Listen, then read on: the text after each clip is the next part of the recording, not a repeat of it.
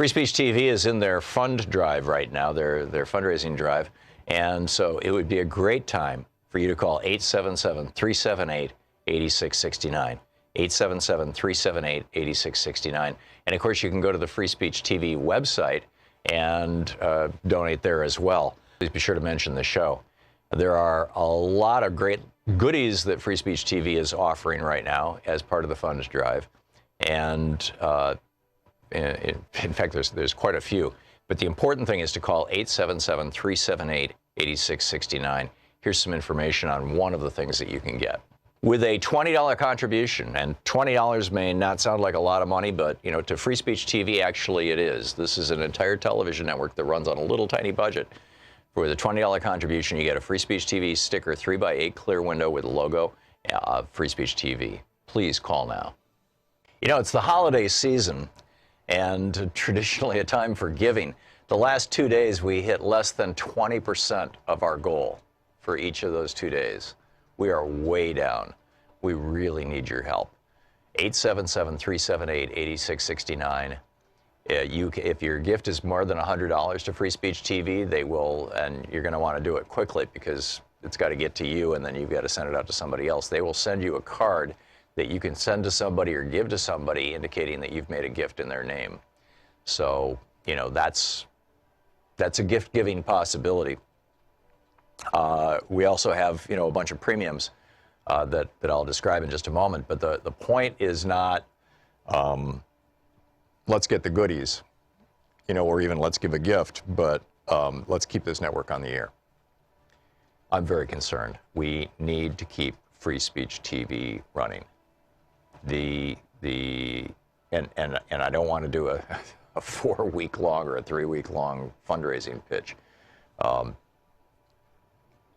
Please call now, 877, I don't know how else to say it, 877-378-8669. We need your help. We need your support. If you've already given, thank you.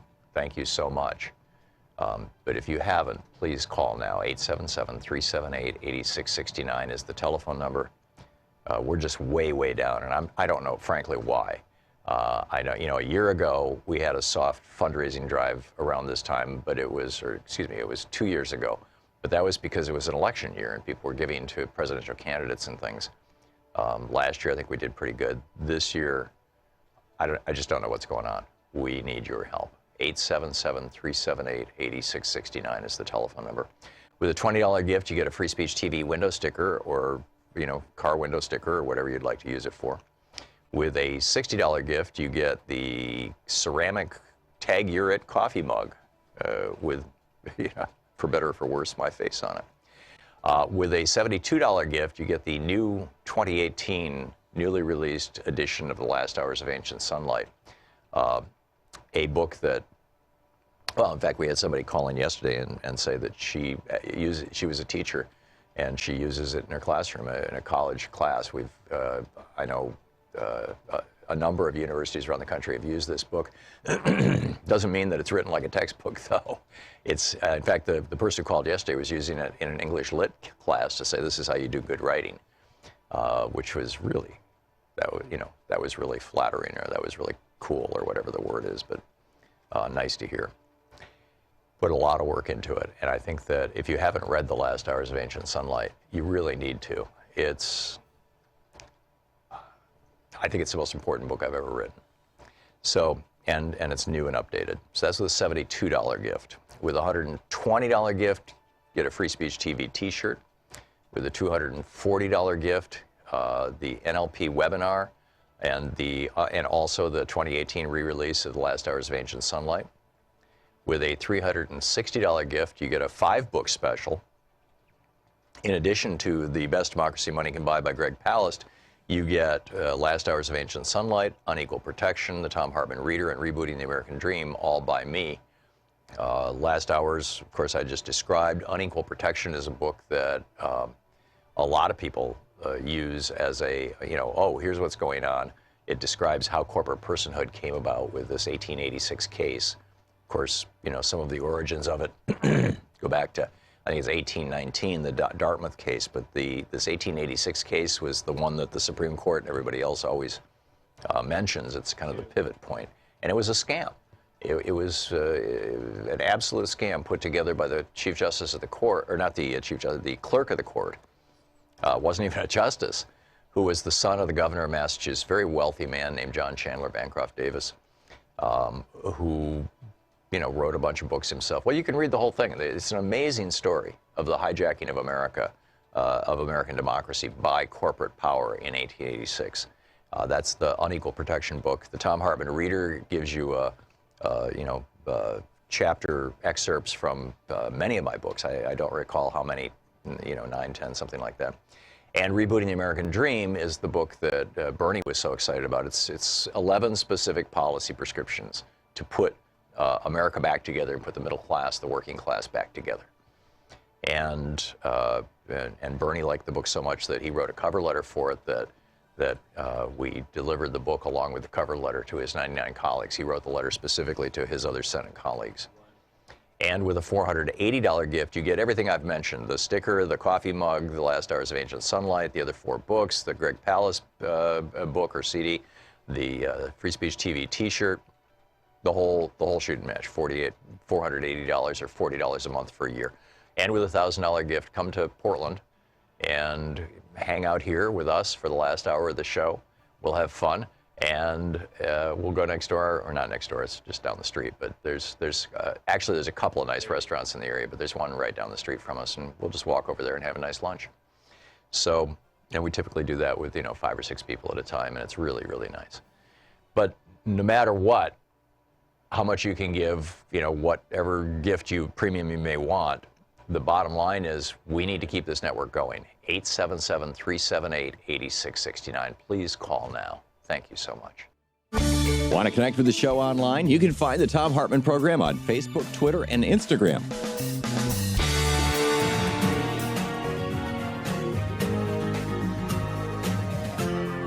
This is the Thom Hartmann Program. Greetings, my friends, patriots, lovers of democracy, truth, and justice, believers in peace, freedom, and the American way. Thom Hartmann here with you. We've got a big show today, a lot going on. Congressman Pocan will be with us in just a second. We're in our second hour. We're going to be asking the question, are we facing the most dangerous time ever for America and democracy? We're facing the meltdown of a presidency, a coming economic crash, a devastating environmental meltdown. And in our third hour, we're going to be asking, are you all in for Beto O'Rourke? And also some rather startling information about Cynthia Brown and some of her and a few other people who have been on the short end of the stick with regard to American justice. But first, it's Middays with Mark here on the Thom Hartmann Program. Congressman Mark Pocan with us for the hour, taking your calls at 202-808-9925. Whatever you'd like to ask him or lobby him for. That's probably the wrong word, but Congressman Pocan, welcome back to the program. Thanks, Tom. Glad to be here. Congressman Pocan, FYI, is the co-chair, co-chair? Yep. Of the Congressional Progressive Caucus. And pocan.house.gov is his website. You can tweet him at Rep. Mark Pocan. Congressman, the joke running around today right now is Joni Ernst is not the only female politician who has castrated pigs. We just saw Nancy Pelosi do it in front of national TV cameras yesterday. Your thoughts on the shutdown? Yeah, Donald Trump is always, in my opinion, first a reality show star, second a scheming businessman, third the President of the United States. And he showed yesterday it was about ratings and trying to embarrass Nancy Pelosi and Chuck Schumer. And instead, Nancy showed why she's been in this business as long as she has, and she owned Donald Trump. In fact, I saw reports afterwards Donald Trump threw a fit and threw papers all around and everything. Republicans are in charge of Congress. So if they shut down government, there is one person and one person only to blame, Donald Trump. Last time I looked, Paul Ryan and Mitch McConnell were the leaders. So, again, Republicans don't know how to govern, don't know how to deal with things. Hopefully by next Friday we will have the budget extended till September 30th so that we don't have a shutdown, or at least a small continuing resolution into when we take over. But Nancy Pelosi certainly showed why she's able to stand up to a Republican Senate and a Republican president because she knows what she's doing, and Donald Trump clearly does not. Yeah, that was a classic case of taking names and kicking ass. I mean, it's just it was spectacular. At the same time, there was a suggestion. I'm forgetting which congressperson had suggested it. I think it might have been Bernie, but I'm not sure. I'm looking for my story here. But anyhow, the suggestion was that and I believe that this would be the leader of the House of Representatives. This would be Nancy Pelosi. Create a new subcommittee or committee on the environment and put Alexandria Ocasio-Cortez in charge of it as a way of kicking off a major environmental push for a new Green Deal. I'm curious your thoughts on that and your thoughts more generally on a new Green Deal, what we need to do and how we need to do it. Sure. So actually, this is Alexandria Ocasio-Cortez's proposal, and not necessarily to put her in charge, although people have suggested she would, be the good person to put in charge, given she's put the idea out there. But she and I apologize if it's the Sunlight Foundation or Sunshine, I should know, and I don't. Sunshine. Sunshine. Thank you. Foundation. Well, actually, I could be wrong too. I'm sorry, I don't have it in front of me either. Yeah, they've been like the main group. A lot of young people, really lobbying around this around the country. And I think what's important is, for my 6 years here, we've done nothing on climate change with Republicans in charge. We've had multiple reports this year saying we're almost past that break point of being able to address climate change, and they're saying, look, we absolutely have to deal with this. So, we, Pramila Jayapal and I, who are the co-chairs of the Progressive Caucus, have worked with them to get the language perhaps a little tighter, since people are coming in not having worked on this before. But the important part is we need special attention, a special committee to deal with climate change and how you deal with every aspect of that. And I think now we have 35 members of the House supporting that last time I looked. And this is the sort of new movements that we're seeing from the progressive kind of eco-structure that's out there and from the new members.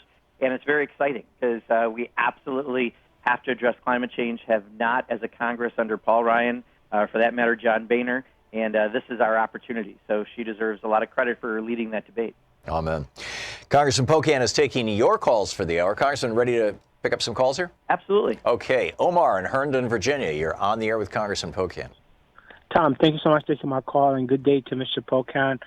My question to you is, when you get in January, when you get sworn in, everybody's sworn in, what is the plan to deal with Saudi Arabia murder of Khashoggi? What can we do to sanction this checkbook diplomacy that has been very effective and that has been very dangerous? I would like to know from you, sir. Yeah, so literally at this moment, there's a debate on the floor on a rule for the Farm Bill that once again Paul Ryan has deprivileged a resolution that Ro Khanna and myself, Jim What does McGovern. deprivilege mean? Deprivilege means you take away our ability to force a vote on the War Powers Resolution over the Saudi involvement in Yemen. This is something we've introduced a couple times now. This is our third time putting it back out there. Once again, Paul's going to deprivilege it through to take away our ability to have a say as Congress by putting it into a rule on the Farm Bill, so using a procedural motion to kill it, because, again, he won't stand up to Saudi Arabia. But a lot of members of Congress, in a bipartisan way, Thomas Massey, Walter Jones, and others on the Republican side, want to do this as well. So we're making one last effort. I think Paul Ryan will probably get his way, since he's allegedly in charge of this place, for a few more days. And then our goal is to, in the next Congress, make sure we take this up, because we've got to deal with not only the killing of a journalist in a more serious way, and tomorrow morning we have a classified briefing on this, but also, Omar, just dealing with the war in Yemen that the Saudis are leading and that we are complicitly working along with, without a vote of Congress as required by the Constitution. Scott in Manchester Township, New Jersey. You're on the air with Congressman Pocan. Hey, how you doing, Mr. Pocan? I wanted to discuss the $15 an hour minimum wage.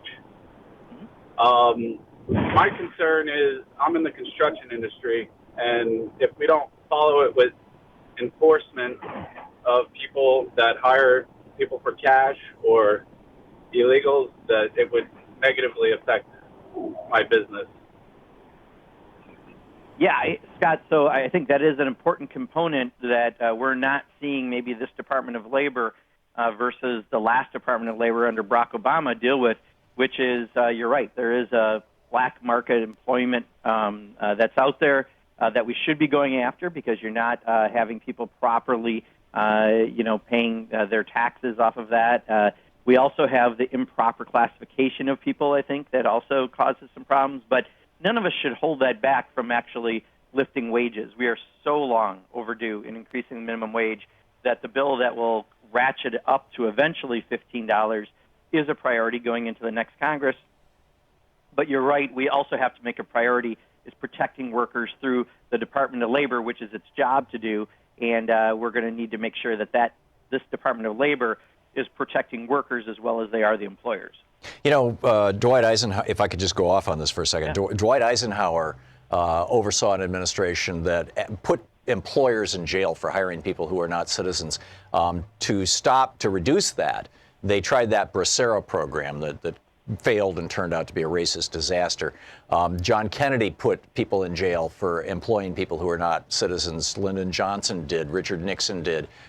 It was in 1986, after Reagan passed his immigration reform, that he specifically stopped that enforcement.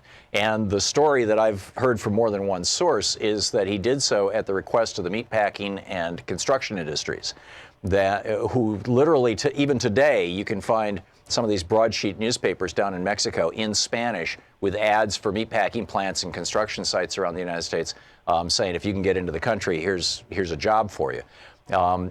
No president since Reagan has gone back to putting employers in jail. This was Mitt Romney's suggestion, and he said it would lead to self-deportation. I don't think he was crazy. I'm curious your thoughts on that. Yeah, well, this is a big part of the issue, right? I mean, if you're not going after the employers who are violating the law or intention to violate the law, on top of all the rhetoric and how we're deporting people right now with, ICE being used as the president's police force, you can imagine the abuse we're having in some employment atmospheres, because you can't say anything against your employer because you'll be deported, right? So then this is even more abuse that's coming out of it. So I think that certainly is a component of it, but none of that should stop us from doing the right thing the right thing at its absolute basic is increasing the minimum wage. Amen. Congressman Mark Pocan is with us. It's Middays with Mark here on the Thom Hartmann Program. He's with us taking your calls for the hour.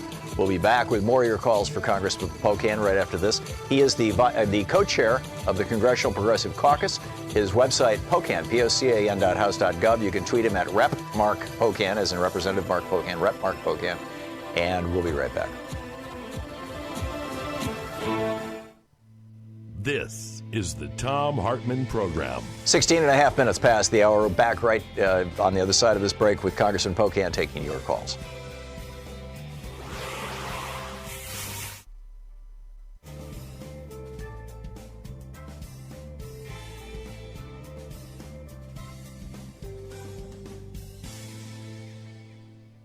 And welcome back. George in Palm Desert, California. You're on the air with Congressman Pocan. Good morning, gentlemen. On this illegal immigration, one thing I never hear any party talking about is e-verification. In other words, shifting the responsibility of hiring an American citizen should be the responsibility of the employer, and using e-verification to do that. And if an employer doesn't do it, he's responsible. It's why is neither party talking about that? And isn't that the easiest way to have immigration reform? I don't know if that's the easiest way to have immigration reform. It's certainly a factor, and I do think that I have heard people, Democrats in my home state of Wisconsin, talk just about that very issue. So I do think it's something that is part of making sure that you're protecting the employees also who they're working for these companies. It is up to the employer, and I think that's what Tom and I just had that conversation about. So I do think it's certainly a factor. But the bottom line is we have to have comprehensive immigration reform in this country. It's not about building a wall. It's not about DACA or this or that or all the million different issues we try to take up separately. It is dealing with the 13 million people who are currently here who are undocumented in a holistic way. And Congress did that 2 sessions ago. The Senate, in a bipartisan way with nearly 70 votes, wasn't perfect, but it was a good start. We need to do that, and all the fights we're having right now with Donald Trump over the wall are absolutely ridiculous because it's a complete waste of money. Even the Republicans put in the last appropriation bill that no monies could go towards any design after March of 2017. That's the wall. So even they know it's ridiculous. We need to get to that bigger conversation I think you're talking about, George. Jesse in Miami, Florida. You're on the air with Congressman Pocan. Hey, hi. Tough question. What, Mr. Pocan, do you think, this is serious, do you think capitalism believes all people are created equal? That's it. Thank you. Thank you, Jesse. Jesse, I don't know if I have a great answer for you. I don't know if capitalism, in and of itself addresses the issue. I do think capitalism doesn't necessarily address, I guess, inequality inherently as an issue, but I don't know if I have a great answer, Jesse, because I'm not quite sure if I've got the question. It's sort of, we're 50 seconds out from the break. It sort of depends on how you're defining the rules of the game, doesn't it? I mean, the value of all the slaves in the South in 1860 exceeded the value of all assets in the North. The major source of revenue for New York City was the slave trade and the cotton trade right up to the Civil War, to the point that the mayor of New York, 6 months before the Civil War started, proposed that New York City join the Confederacy. I mean, he came right out and said this and was applauded for it in many of the newspapers, should join the Confederacy because they made so much money off the slave trade. That was capitalism. So it has to do with the rules of the game, doesn't it? And there is an inequality in that women are paid less than men. People of color are paid less than Caucasians. So I guess inherently maybe in how it's exercised, but I don't know if in its fundamental concept it says something one way or the other. Yeah, there you go. Congressman Pocan, great question, Jesse. Thank you. Congressman Pocan taking your calls for the hour. We'll be right back with more of your calls for the Congressman in just a moment. It is coming up on 21 minutes past the hour. Congressman Mark Pocan with us. It's Middays with Mark on the Thom Hartmann Program.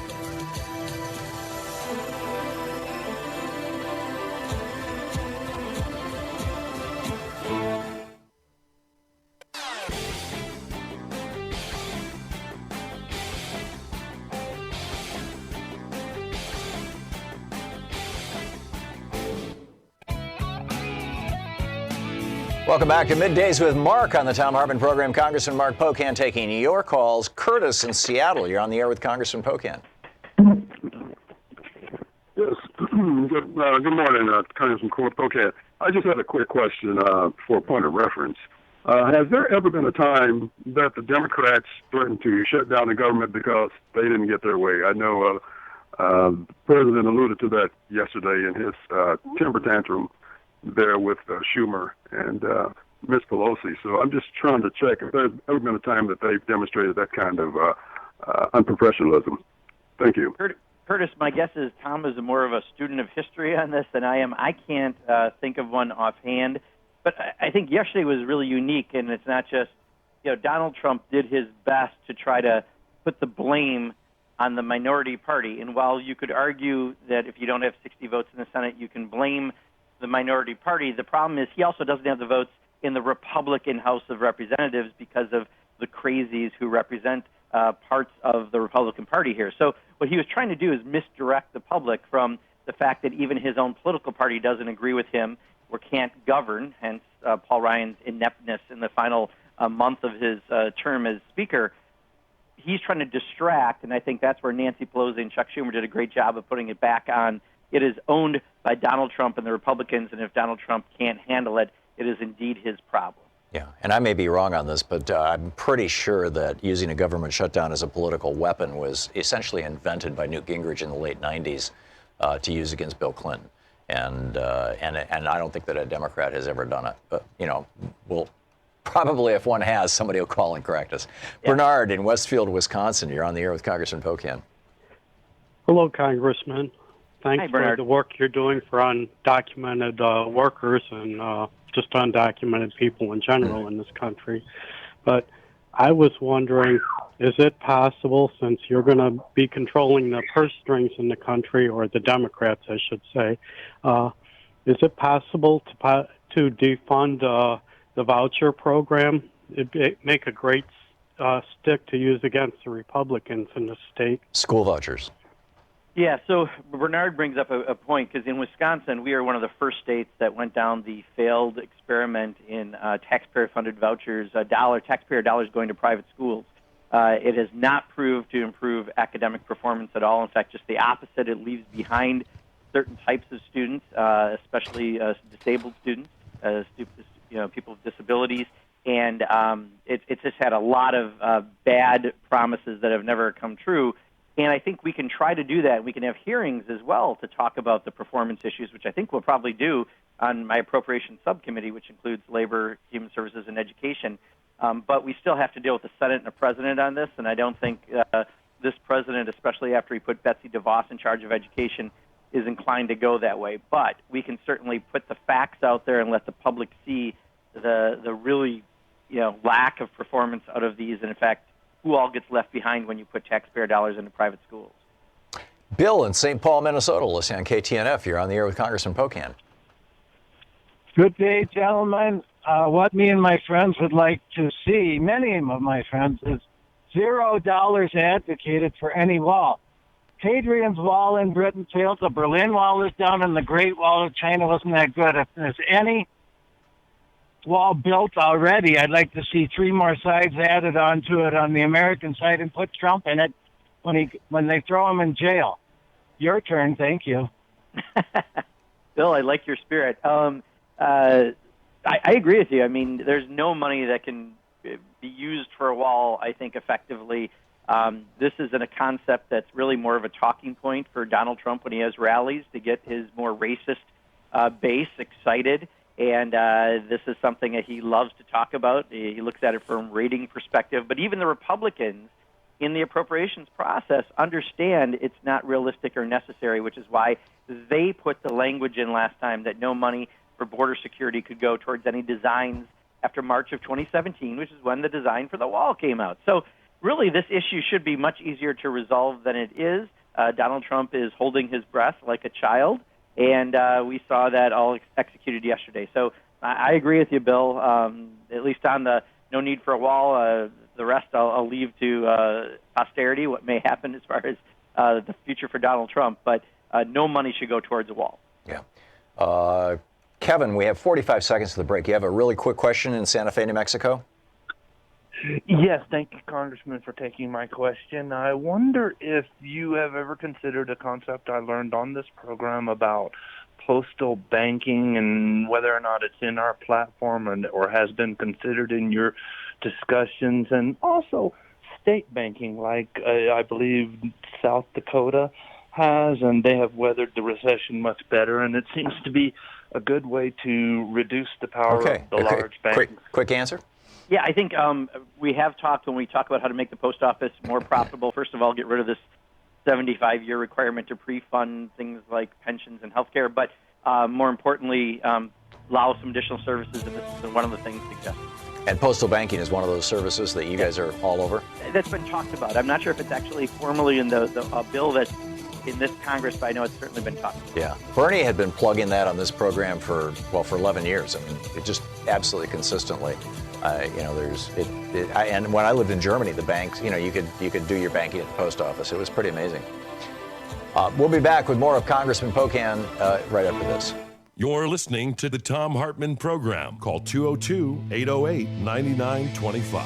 Middays with Mark, Congressman Mark Pocan, the co-chair of the Congressional Progressive Caucus, taking your calls for the hour. We'll be right back.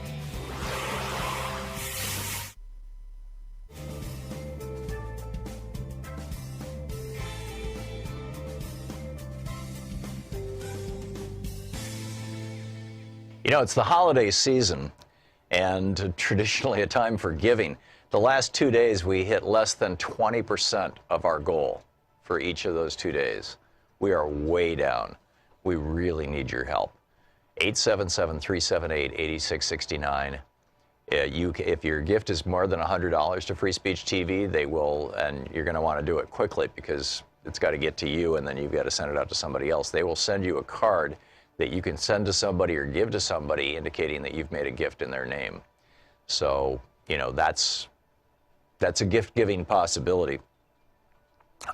We also have, a bunch of premiums that I'll describe in just a moment. But the point is not, let's get the goodies, or even let's give a gift, but let's keep this network on the air. I'm very concerned. We need to keep Free Speech TV running. And I don't want to do a 4-week long or a 3-week long fundraising pitch. Please call now, 877, I don't know how else to say it, 877-378-8669. We need your help. We need your support. If you've already given, thank you.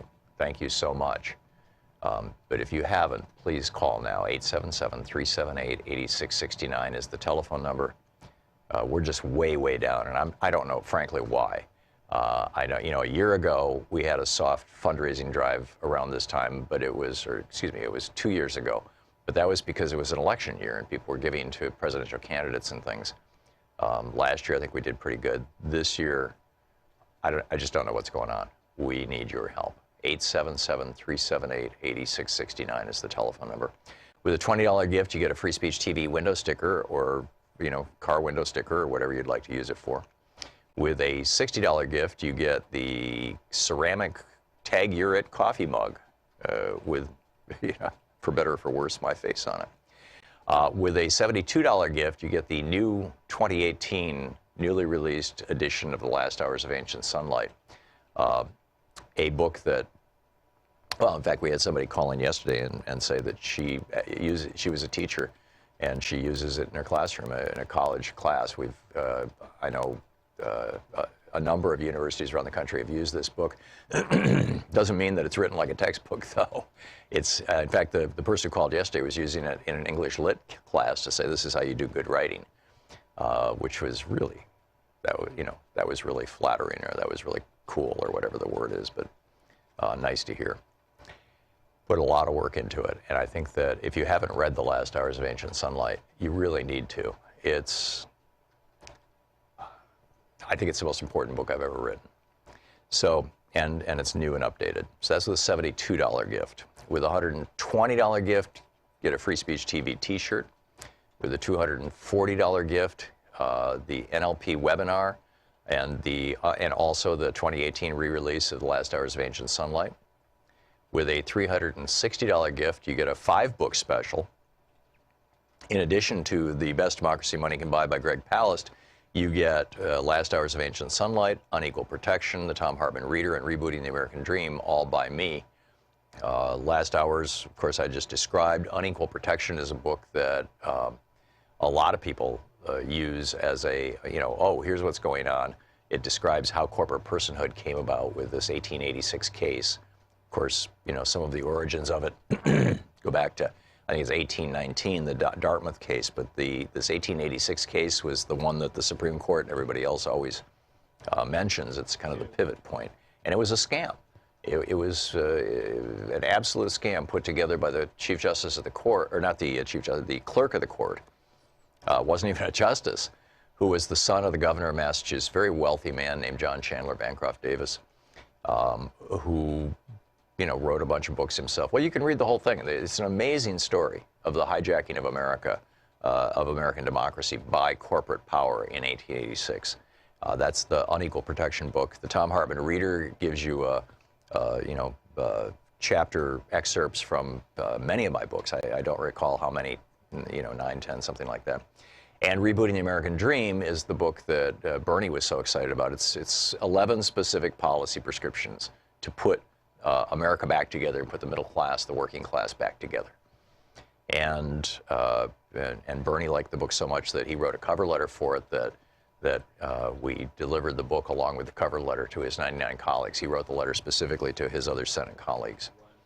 And with a $480 gift, you get everything I've mentioned: the sticker, the coffee mug, The Last Hours of Ancient Sunlight, the other 4 books, the Greg Palast book or CD, the Free Speech TV T-shirt, the whole shooting match. $480 or $40 a month for a year. And with a $1,000 gift, come to Portland and hang out here with us for the last hour of the show. We'll have fun. And we'll go next door, or not next door, it's just down the street. But there's actually a couple of nice restaurants in the area, but there's one right down the street from us, and we'll just walk over there and have a nice lunch. So, we typically do that with 5 or 6 people at a time, and it's really, really nice. But no matter what, how much you can give, whatever gift premium you may want, the bottom line is we need to keep this network going. 877-378-8669. Please call now. Thank you so much. Want to connect with the show online? You can find the Thom Hartmann Program on Facebook, Twitter, and Instagram.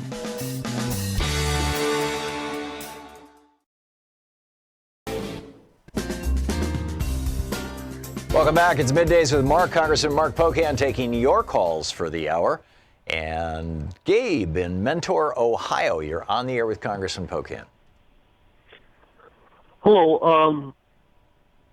I have a question about the tariffs, the trade wars, and what are your thoughts on controlling Trump and starting any more trade wars? So, like for example, what happened with the GM plant, there may be more effects to other plants that could lose money basically on Trump's trade wars. What are your plans to stopping him from that? Yeah, so this is an issue where I think you're very familiar in Ohio, much like Wisconsin, Michigan, and Pennsylvania that went for Trump in the presidential election. Trade was a very big issue. I grew up in a town where 14,000 people used to make cars. No one does today. So obviously something very near and dear to my heart. And Donald Trump talked a good game on bringing jobs back to America during the campaign. That's why he won Wisconsin by 23,000 votes. And then he showed he understands nothing about trade by doing what he's been doing.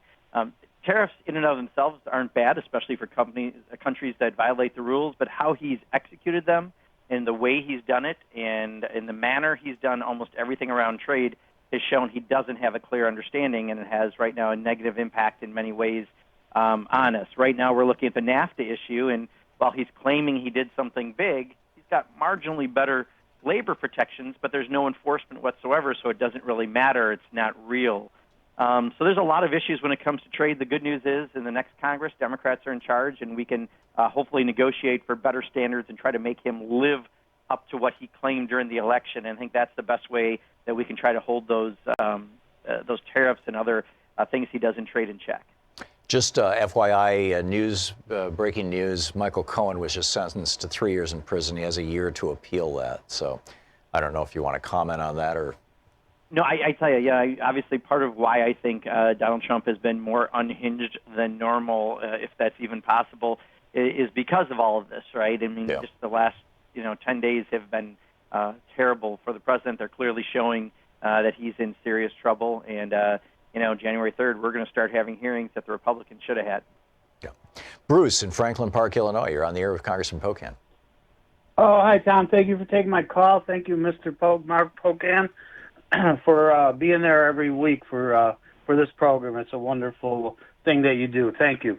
Thank you. My comment is I was working at a R&D research center as a construction worker, and I asked the guys that were installing the commercial ovens, where are you going next? And I asked the foreman. The foreman says he's going to Mexico.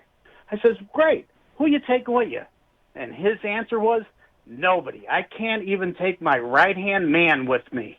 He has to hire everybody down there in Mexico. And I ask you, Mr. Pocan, why do we not have a reciprocal policy that either allows us to go to Mexico and work as skilled laborers, or not allow Mexican workers to come here? I'm not prejudiced. I'm prejudiced against a policy that is not working, and I ask for your answer to this issue. It's very important, I believe.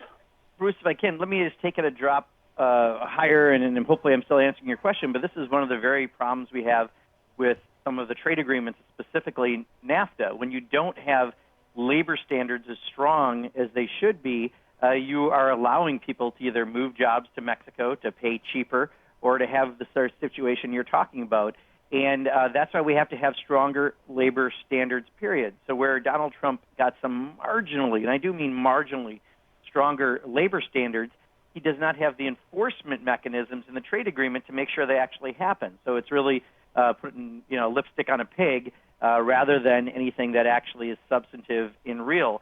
That's why many of us who've dealt with trade issues, and I have my entire 6 years in Congress, really are advocating for much stronger labor standards that are actually meaningful and enforceable, because then you won't have some of the problems that you're talking about, and that you'll actually be able to have good-paying jobs in Mexico so that we can have good-paying jobs here, and we won't have some of the bleeding of work that currently happens like we're seeing with GM. So there's a lot we need to do on this front, and that's part of what hopefully we can do starting January 3rd. When you have Democratic majority in the Congress, we can get stronger provisions in these areas. Bryce in Glendale, California. You're on the air with Congressman Pocan. Hi, Congressman. Basically, my question's quick, and it's kind of a statement, too. But everything in life basically has an agenda behind it. Trump has an agenda. Pelosi has an agenda. And basically what was on her agenda is to propose a $15 an hour minimum wage within the first 100 hours. And basically we haven't really heard that much more about it from her. And then I seen Trump's economic advisor, Larry Kudlow, on Fox and Friends this morning, and he said minimum wage was a really terrible idea. Yeah, that's a really terrible answer, I would say. So I've dealt with this. I'm an employer for 30 years. I've had a small business, like Tom has had a small business. Progressives have small businesses, and we understand this area as well. They want to tell you that it's a bad idea to lift wages that are severely depressed. Someone working on the minimum wage right now is making about $15,000 a year. There's no way you can do that and survive. So we absolutely have to increase the minimum wage. Every time in my home state of Wisconsin that we've increased the minimum wage, more people have entered the workforce as well. So you've had another benefit happen out of it. So there really is absolutely no excuse other than for big corporations and members of Mar-a-Lago and donors to the Republican candidates who may not benefit. The vast majority of America benefits when we have a minimum wage increase. So one of the three major issues that we ran on November 6th was investing in our infrastructure and raising people's wages.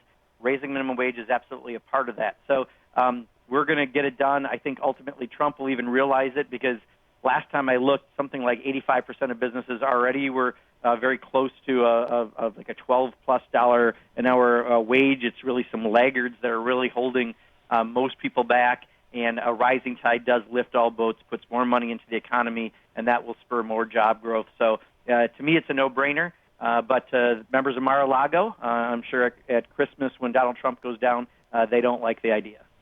Tom in River Falls, Wisconsin. You're on the air with Congressman Pocan. Hi, Congressman Pocan. I wanted to elaborate just quickly, ask a question on Jesse's question from Florida, I think he is, on do you think capitalism promotes equality? And I think what he was getting at is kind of alluding to our preamble to the Constitution.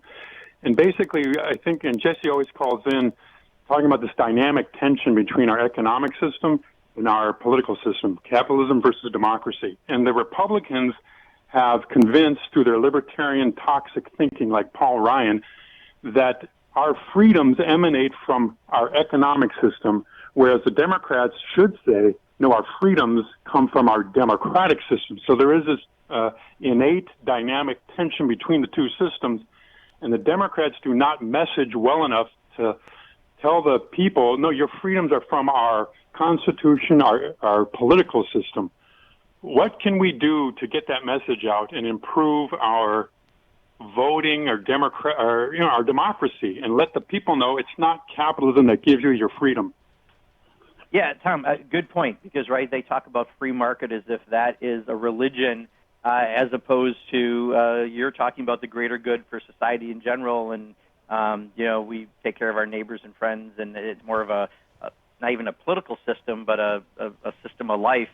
And I think we just need to stress that all too often a free market in and of itself doesn't provide the democracy you need. A democracy needs everyone to have opportunity for their families, and that's much of what Democrats stand for. So maybe it's just being stronger in how we talk about our values in general and not getting lost on some of the, they're very good at the Frank Luntzes of the world and giving you a couple words that pull well, and they use that over and over, and yet they don't maybe even mean what they say they mean when Republicans put it out there. I think we just need to do a better job of explaining that our framework of a political system is one that allows opportunity for every American who wants it. If you work hard and play by the rules, you shouldn't have to live in poverty. And if we talk about our value system as values, you can unite more people than talking about issues that tend to sometimes divide people.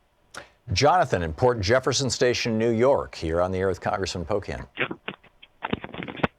Thank you, Tom, and thank you, Mr. Pocan. It's an honor to speak to you, gentlemen. Hello, speaker. Thank you, Jonathan. I'm thinking outside the box. Since one party believes in capitalism as a universal fix-all, if businesses are not following existing laws regarding immigration, they can solve the problem by Congress enacting a special immigration tax to pay for the wall on businesses at a certain amount, maybe $250,000, $500,000, and let them build a $10 billion wall if businesses pay for pay for it because they're not following existing laws. Now, Mr. Trump, running for president, said we were not paying a penny for this wall, but we are. This way, it puts him on the defensive, saying, no, we're not going to do it that way then. So then the issue will die then, correct? Well, so, Jonathan, I agree with you on one thing, that Donald Trump said that Mexico is going to pay for the wall, and clearly in our appropriations process, it's us paying for a wall. So he's already lied on that point. Where I disagree with you is, even coming up with any funding for a wall, if you don't need a wall, it's still a waste of resources that could go towards people's benefits, wages, hiring people, et cetera. Let's just not build a wall. Let's have some additional protections at the borders as necessary that we've supported. But we have to do that in conjunction with a pathway to citizenship for aspiring Americans, a comprehensive immigration reform that deals with DACA and family separation and all these other issues. So I don't even want to go to his saying build a wall. I think that takes us in the wrong spot. Congressman Mark Pocan taking your calls for the hour. It's Middays with Mark on the Thom Hartmann Program. His website, pocan.house.gov. You can tweet him at @RepMarkPocan, MarkPocan. He's the co-chair of the Congressional Progressive Caucus, and he represents Wisconsin's 2nd District in the U.S. House of Representatives. We'll be right back with more of your calls for Congressman Pocan in just a moment. You're listening to Thom Hartmann. Visit ThomHartmann.com for audio and video archives. Congressman Mark Pocan with us for the hour, taking your calls. More of your calls in just a moment.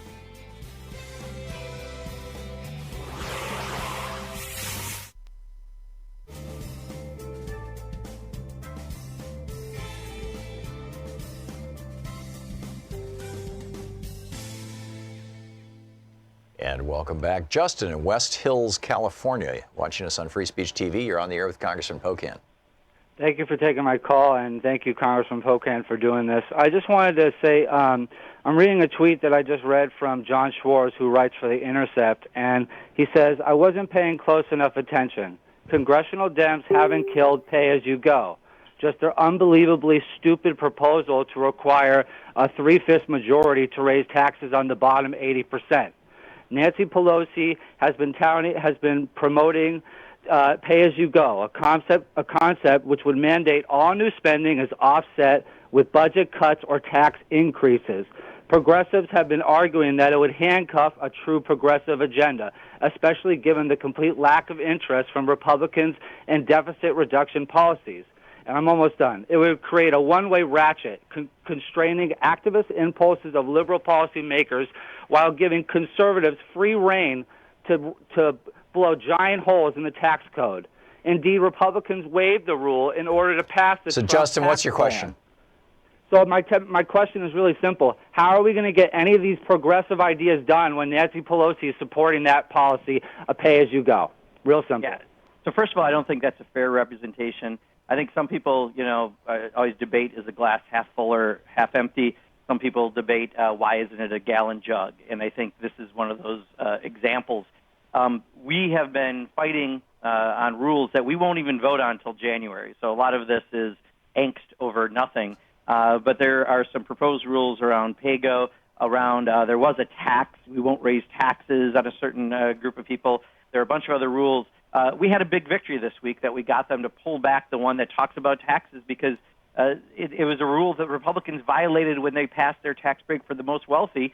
They lifted it on other people. People are going to pay more in taxes. So it was a meaningless rule, and we fought it and won this week. So rather than celebrating, people are looking for the next moment of anxiety. I think we're still working on it. Next week at the Progressive Caucus, we're debating the rules and bringing in people on it. But it is not exactly as presented. There is time while we're working on it.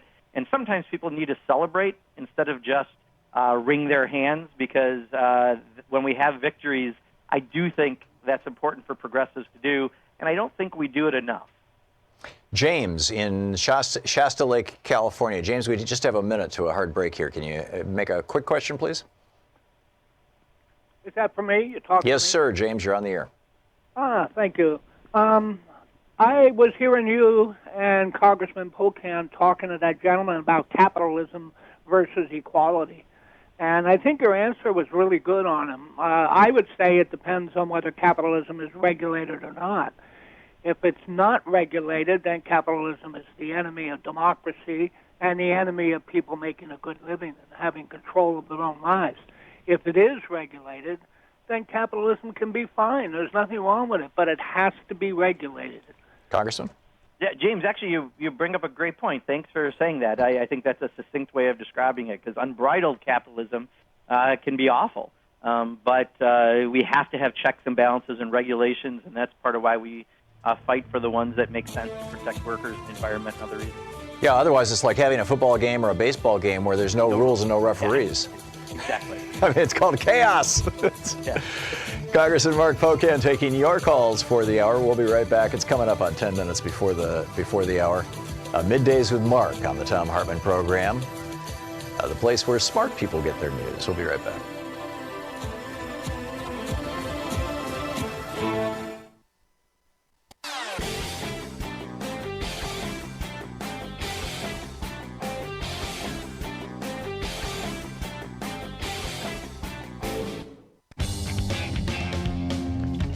Welcome back. Congressman Mark Pocan taking your calls for the hour. Tony in Los Angeles, listening on KPFK. You're on the air with Congressman Pocan. Thank you. Good morning. I have more of a comment or statement regarding this, the minimum wage here in California. I'm not so much, I guess I'm kind of opposed to it because I keep hearing about people that have businesses that they have to now lay people off or fire people because they can't afford to pay for all the guys working for them.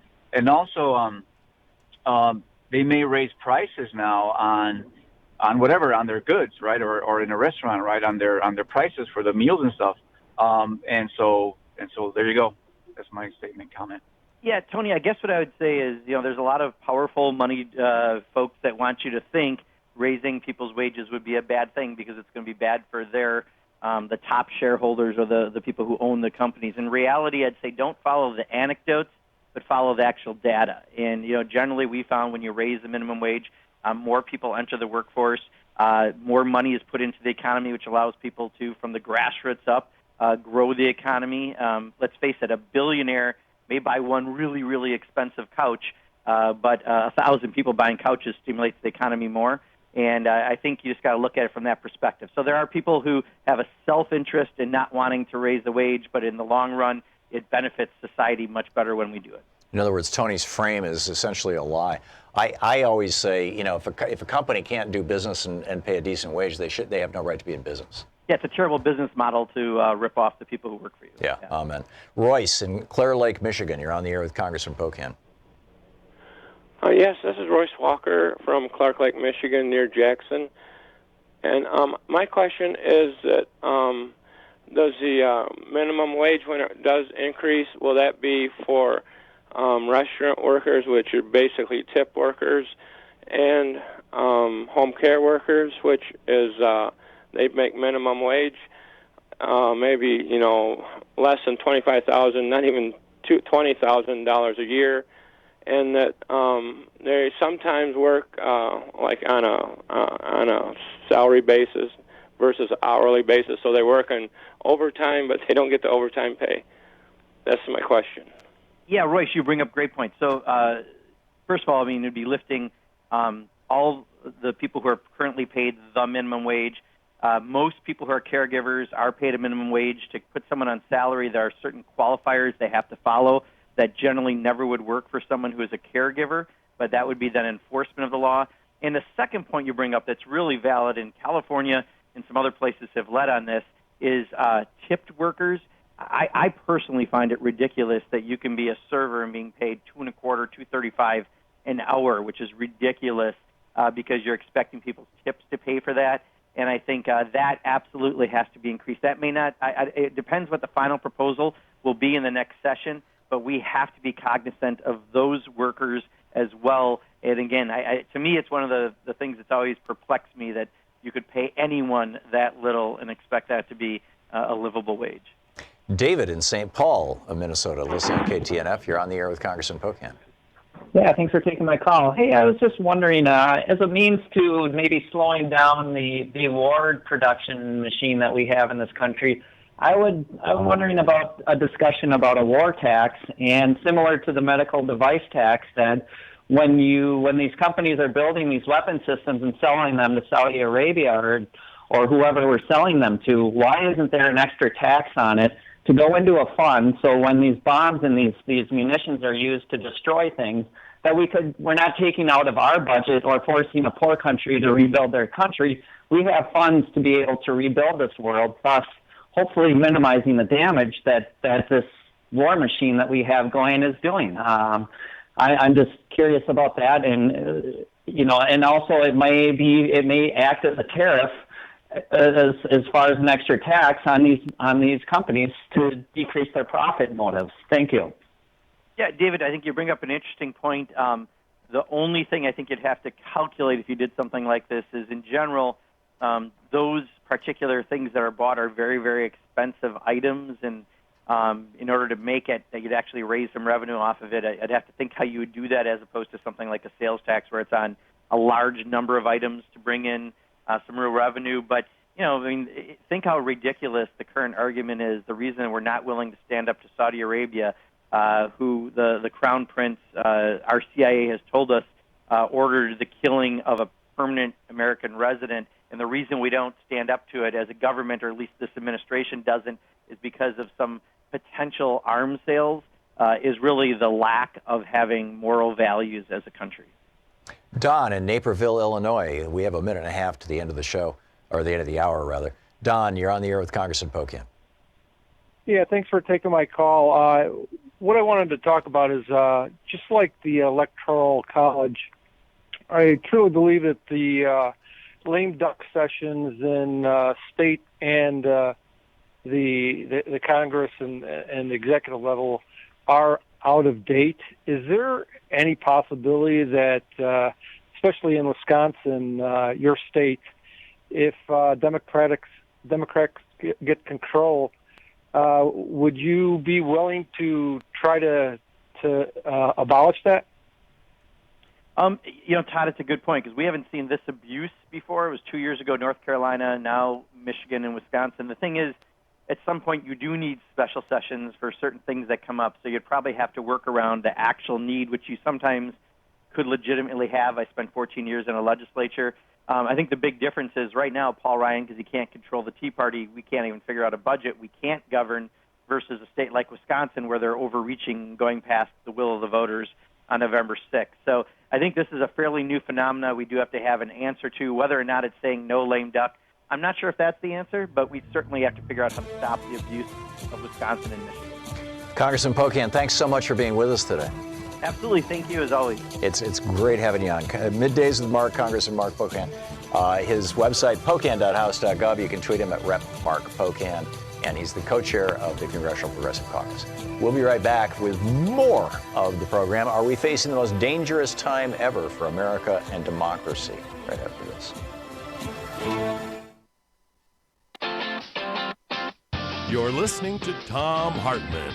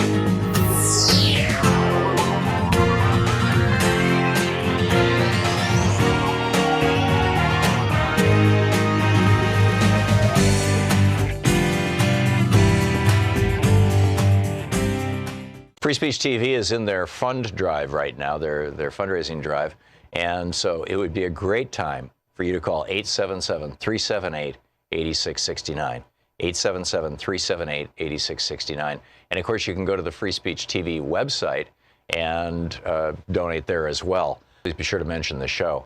There are a lot of great goodies that Free Speech TV is offering right now as part of the funds drive, and in fact, there's quite a few.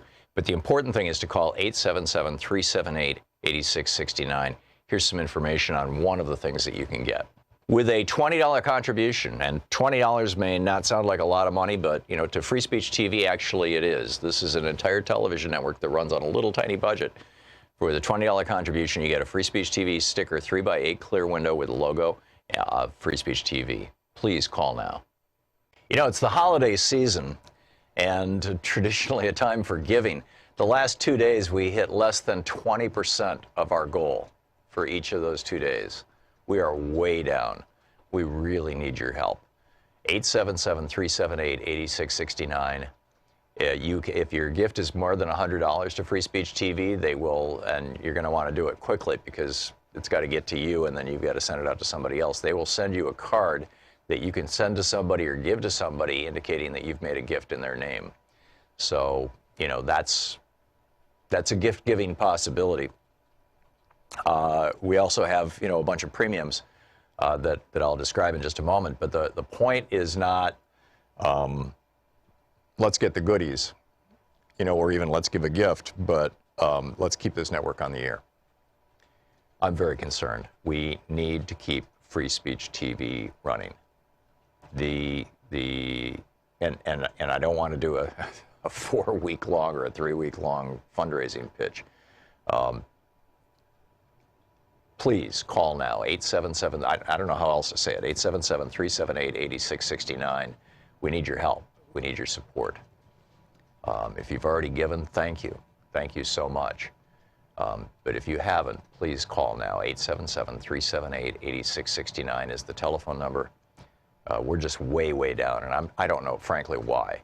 I know, a year ago we had a soft fundraising drive around this time, but it was 2 years ago. But that was because it was an election year and people were giving to presidential candidates and things. Last year, I think we did pretty good. This year, I just don't know what's going on. We need your help. 877-378-8669 is the telephone number. With a $20 gift, you get a free speech TV window sticker or, car window sticker or whatever you'd like to use it for.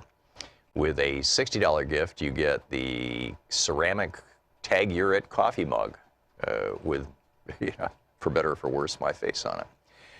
With a $72 gift, you get the new 2018 newly released edition of The Last Hours of Ancient Sunlight, a book that, well, in fact, we had somebody call in yesterday and say that she was a teacher and she uses it in her classroom, in a college class. I know a number of universities around the country have used this book. Doesn't mean that it's written like a textbook, though. It's, in fact, the person who called yesterday was using it in an English lit class to say this is how you do good writing, which was really, that was really flattering, or that was really cool, or whatever the word is, but nice to hear. Put a lot of work into it, and I think that if you haven't read The Last Hours of Ancient Sunlight, you really need to. I think it's the most important book I've ever written. So, and it's new and updated. So that's with a $72 gift. With a $120 gift, get a Free Speech TV t-shirt.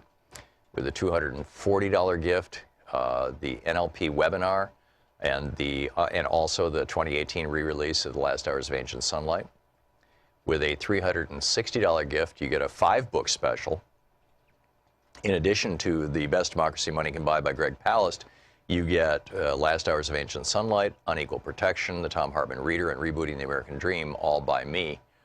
Last Hours, of course, I just described. Unequal Protection is a book that a lot of people use as a, oh, here's what's going on. It describes how corporate personhood came about with this 1886 case. Of course, some of the origins of it go back to, I think it's 1819, the Dartmouth case, but this 1886 case was the one that the Supreme Court and everybody else always mentions. It's kind of the pivot point. And it was a scam. It was an absolute scam put together by the Chief Justice of the court, or not the Chief Justice, the clerk of the court. Wasn't even a justice, who was the son of the governor of Massachusetts, very wealthy man named John Chandler Bancroft Davis, who wrote a bunch of books himself. Well, you can read the whole thing. It's an amazing story of the hijacking of America, of American democracy by corporate power in 1886. That's the Unequal Protection book. The Thom Hartmann Reader gives you chapter excerpts from many of my books. I don't recall how many, 9, 10, something like that. And Rebooting the American Dream is the book that Bernie was so excited about. It's 11 specific policy prescriptions to put America back together and put the middle class, the working class, back together. And Bernie liked the book so much that he wrote a cover letter for it that we delivered the book along with the cover letter to his 99 colleagues. He wrote the letter specifically to his other Senate colleagues. And with a $480 gift, you get everything I've mentioned: the sticker, the coffee mug, The Last Hours of Ancient Sunlight, the other 4 books, the Greg Palast book or CD, the Free Speech TV t-shirt, the whole shooting match, $480 or $40 a month for a year. And with a $1,000 gift, come to Portland and hang out here with us for the last hour of the show. We'll have fun, and we'll go next door, or not next door, it's just down the street, but there's a couple of nice restaurants in the area, but there's one right down the street from us, and we'll just walk over there and have a nice lunch. So, we typically do that with, 5 or 6 people at a time, and it's really, really nice. But no matter what, how much you can give, whatever gift premium you may want, the bottom line is we need to keep this network going. 877-378-8669. Please call now. Thank you so much. Want to connect with the show online? You can find the Thom Hartmann Program on Facebook, Twitter, and Instagram.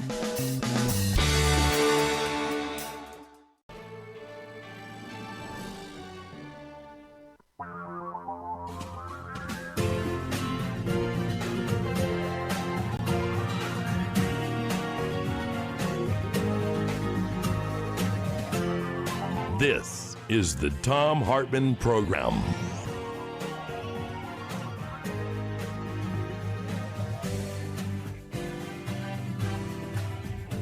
Welcome back. Thom Hartmann here with you. That was a great hour with Congressman Mark Pocan. Middays with Mark is really turning into something here on the show.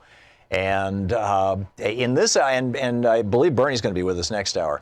I want to just, for a short segment. I'm going to get into, and in fact, I think I'm going to move this back to the third hour. We were thinking of doing this in the second hour. Are we facing the most dangerous time ever for American democracy? I mean, if you want to discuss it, feel free to call in. But right now, we're facing the downfall of a presidency, a coming crash, and a devastating environmental meltdown. How do we deal with this? I mean, we've got these 44 senators, so we'll get into that. But the other story that I thought was absolutely fascinating was that there was MoveOn.org just did a straw poll, and you'll recall I was talking about this earlier. Let's see, it was I think 2 weeks ago. We basically did an hour on Beto O'Rourke and what do you think of this guy and is he the next Bobby Kennedy and could he be the next president? I mean, it's a serious question, and when you look at the current president, Donald Trump, he was a political outsider. He's never held political office. He never run for political office, and boom, he's in the White House. The guy before him, Barack Obama, only spent 2 years as a federal elected official in the United States Senate, and most of those 2 years he spent campaigning for president. Before that, he had been a state senator in Illinois, but only briefly there. So arguably, with 3 terms behind him, 6 years in Congress in Washington, D.C., Beto O'Rourke has, a much fuller and deeper resume than Trump, politically speaking, setting aside the issues, and one that's not that different from President Obama. So anyhow, what happened was MoveOn.org does this straw poll. And, they do these regularly. And this came in as rather surprising. The number one winner of the straw poll was someone else, none of the above. That was at 28%. But 15.5%, number one on the list, 15.5% of the people who responded to the Daily Kos, or excuse me, the MoveOn.org poll wanted Beto O'Rourke as the Democratic nominee for president. Behind that was Joe Biden with 14.9%, Bernie Sanders with 13.1%, Kamala Harris with 10%, Elizabeth Warren with 6.4%, Sherrod Brown at 2.9%, Amy Klobuchar at 2.8%, Michael Bloomberg at 2.7%, and Cory Booker at 2.6%. Now, this tells me a bunch of things. It tells me that Elizabeth Warren isn't anywhere near as strong as I thought she would be, and I'm wondering how much of that is the way that the media has dealt with her doing that DNA test stuff, or if that's just, maybe it's that she doesn't have that much media exposure. She's not on TV constantly. Joe Biden at almost 15%, Beto O'Rourke beating him by 0.7 of a point. But Joe Biden at almost 15%, is that there's really a groundswell for Joe Biden, or is that just name recognition this far out? I mean, we're 2 years out from the election. So, which is it? And what are your thoughts on this? Who would you like to see as the nominee for president on the Democratic side, and why? I think that there's a number of cases that can be made for Beto O'Rourke, and there's an interesting take on this in Axios's email newsletter this morning. They point out, first of all, the last 2 presidents have been disruptive candidates. And by the way, we're still operating under Reaganomics. The point that I keep making, and the corporate media obviously has not picked this up, and probably won't, because they're quite happy with Reaganomics, with giant tax cuts and all this kind of stuff, and suppressed wages and suppressed unions. I mean, you've got one of the television networks right now fighting their own unions. But the point that I've been making for some years is that we have, because we are still living in the era of Reaganomics, because no Democratic president and Congress has successfully overturned Reaganomics and taken us back to a top tax rate for very wealthy individuals of over 50%, which is where you stabilize inequality, number one. And we had that from basically World War, well, there was an exception in the 1920s, but basically from World War I right up until the 1980s, really 83, 84, I guess, when Reagan really did his first large tax cuts and took it below 50%. He first took it from 73% down to 50%. LBJ had lowered it from 91% down to 73% in, as I recall, 64. But number one, we haven't seen, nobody has reversed that part of Reaganomics, which is the largest structural piece. And number two, nobody has reversed Reagan's war on labor unions, which has now been fought in large part over the last 20 years by the Supreme Court. They continue to have these decisions that basically, destroy labor unions. So the net of this, the bottom line of this, is because for the last 20 years, Americans have figured out that Reagan and the Republicans reconfigured the entire American political system in a way that works best for the billionaires. We've seen, and screws working people. We've seen, in 1960s, as I was talking about this yesterday, in the 1960s, the top 1% and the bottom 90% both had a third of the economy, a third of the wealth in the United States. Excuse me. The top 1% had 33%. The bottom 90% had 33%. Now the top 1% have over 40%, and the bottom 90% are down in the 20s. As I recall, it was 26% or something like that. So what's happened is literally trillions and trillions of dollars of wealth have been taken out of the pockets of the middle class and put into the pockets of the very, very rich. So, as a consequence of this, Americans know what's going on, right? They've figured this out. And so Bill Clinton ran in '92 on his New Covenant speech that he was going to bring back the New Deal and he was going to end Reaganism. And then he didn't do it. And then, Al Gore didn't really talk much about that. And so it was kind of a in-between election. And George Bush, of course, only got in because his brother threw 70, 80,000 African Americans out the voting rolls in Florida. And then, of course, it took the Supreme Court to install George Bush in the White House, even though we know now in retrospect that Al Gore actually got more votes in Florida. But this was not an issue that was litigated in the 2000 election. So that brought us back to people wanting change again. And so Obama comes along in 2008 and says hope and change. And everybody's like, yes, we want a disruptor. But Obama didn't raise that top tax rate. I mean, this is not to knock Obama. He couldn't do it. He didn't have the majority necessary in the Senate. But he couldn't pull that off. And so then people are still saying, we're suffering out here. The rich are stealing everything. We want a disruptor. And Donald Trump comes along and says, I'm going to raise taxes on the rich. I'm going to stop the stupid wars. I'm going to change the neoliberal trade policies and bring our jobs back home. And of course, a lot of people believed him. They didn't realize that he had an entire lifetime, story as a grifter and a con artist and a liar. A lot of people believed him and voted for him, and he became president. But the reality is that he's not changing Reaganomics either. So we've got, from '92, when Americans first figured out, in a big way, as a result, I think in large part, those of you old enough to remember know what I'm talking about, of the Ross Perot candidacy, who came out and said, both George Herbert Walker Bush and Bill Clinton want NAFTA. And if we pass this, there's going to be this giant sucking sound from the South. That was Ross Perot's famous line. He was right.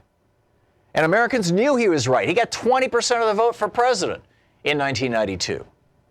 So literally ever since 1992, Americans have been begging our presidential candidates to repudiate Reaganism. And nobody has done it successfully. I mean, they've done it rhetorically, but they haven't done it at the level of the law. And frankly, I think in 2020 that there's a very good chance that the pressure is building up so much. It's almost like a reboot of the whole Nixon era. The pressure is getting so high that it's possible that Democrats could take a supermajority in the Senate, a supermajority in the House, or at least a significant majority in the House, which is all that's necessary, and take the White House. And if so, we might finally, in 2021, see Reaganomics repudiated, reversed, changed. And so anyhow, the first point that they make in this Axios newsletter is that the last two presidents have been disruptive candidates. I would say, with the exception of George W. Bush, every candidate since 1992 has campaigned as a disruptive candidate, both on the Democratic and Republican side.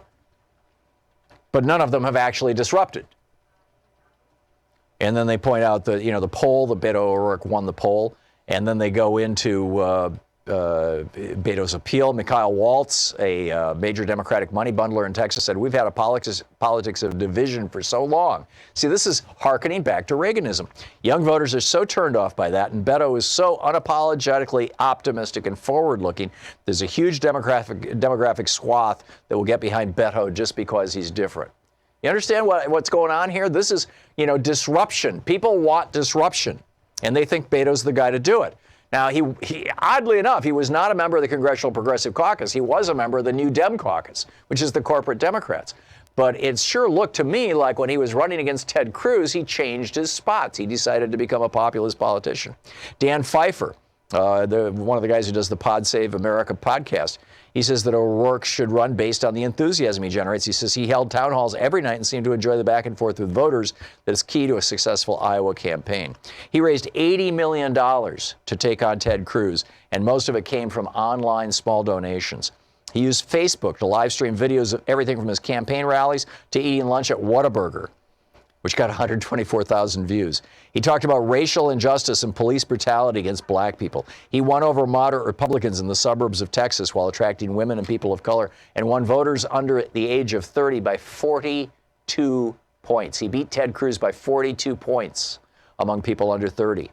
And his race, because he was in the race, he almost won a statewide race, but he helped Democrats win 12 state House seats, 2 state Senate seats, and 2 U.S. House seats. And he visited all 254 counties in Texas. That would make visiting all of 99 counties in Iowa a breeze. In other words, this guy knows how to do it. So is he the guy? Is Beto the guy that can be the one? Or, should we go back to the guy that we know? We know his policies. We know his ability to raise money, Bernie Sanders, who came in third. Or should we stay with, essentially neoliberal economic policies and get Joe Biden? I'm not in favor of that, but, who knows? So anyhow, your thoughts on all of these things.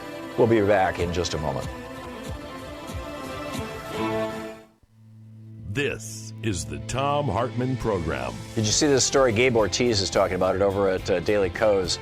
Carlos, this fellow who fled gang violence, came here. They deported him. He was just murdered.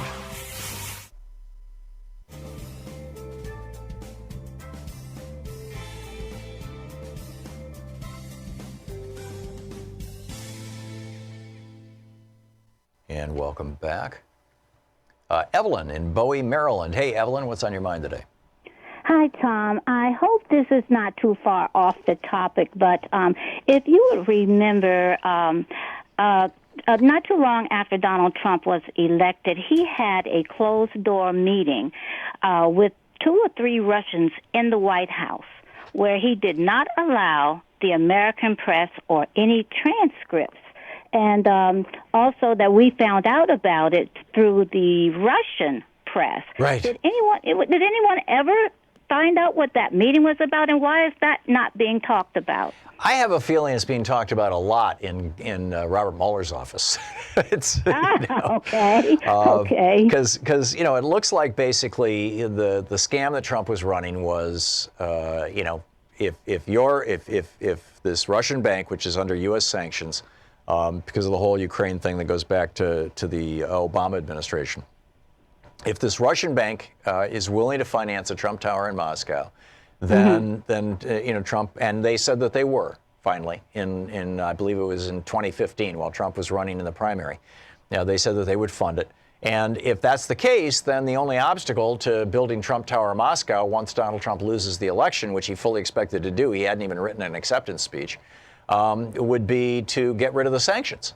And so, there was so they changed the Republican platform. Trump came out and did a, aggressive PR campaign. Russia should be our friend. There's a lot of good reasons to say that Russia should be an ally rather than an enemy. But wanting to build Trump Tower in Moscow is not one of them. But apparently that was Donald Trump's primary motivation. So if that's the case, that's, I'm guessing that and in fact, I'm relatively certain that there are actual indictable crimes associated with that. But there's also the political crime of negotiating with a foreign government or with people who are so, with the oligarchs in Russia who are so powerful and high up in the Russian pecking order that they functionally have a say in the Russian government, or they play a role in the Russian government.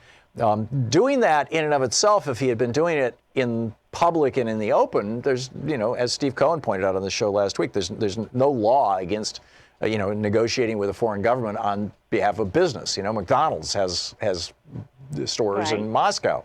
Nobody is saying McDonald's are traitors.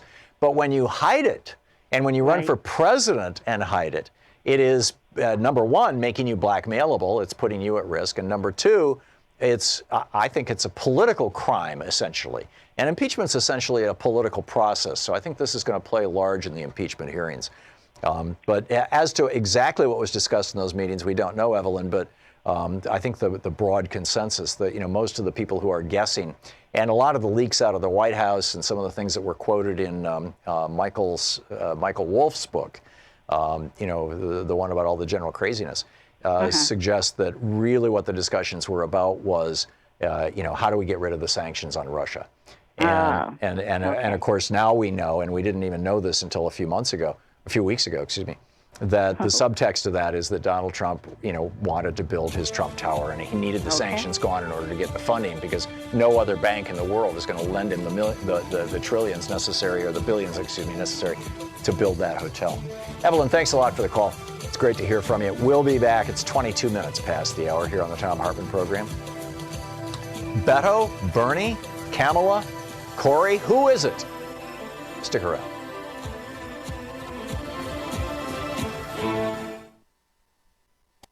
Free Speech TV is in their fund drive right now, their fundraising drive.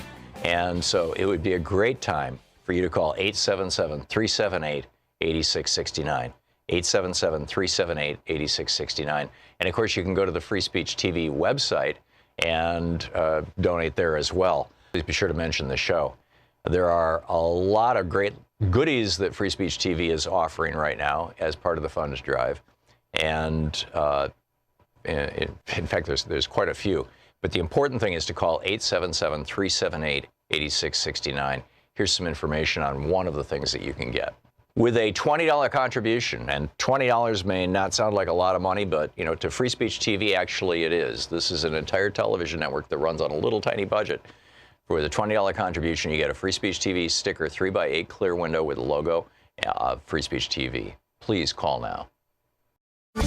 Want to connect with the show online? You can find the Thom Hartmann Program on Facebook, Twitter, and Instagram.